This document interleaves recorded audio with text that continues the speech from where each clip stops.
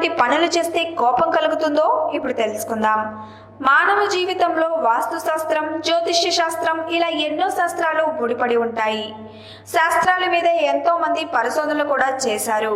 చాలా మంది పూజలు చేసినా ఎంత కష్టపడినా వారికి లాభం ఉండదు. కొన్నిసార్లు మనుషులు ఎలాంటి తప్పులు చేస్తారంటే దేవుడికి సైతం కోపం వస్తుందట.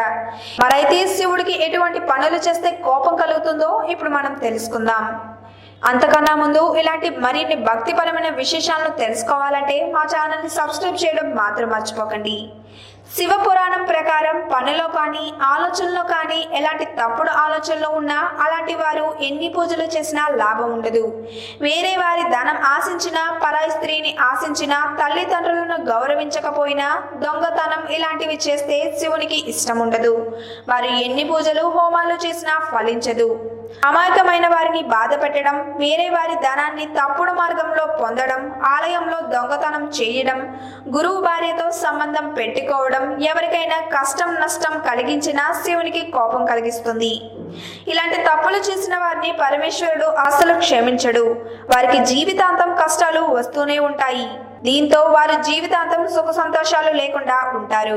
ఈ వీడియో కనుక మీకు నచ్చినట్టయితే లైక్ చేయండి, షేర్ చేయండి. మరిన్ని లేటెస్ట్ అప్డేట్స్ కోసం మా ఛానల్ ని సబ్స్క్రైబ్ చేయండి.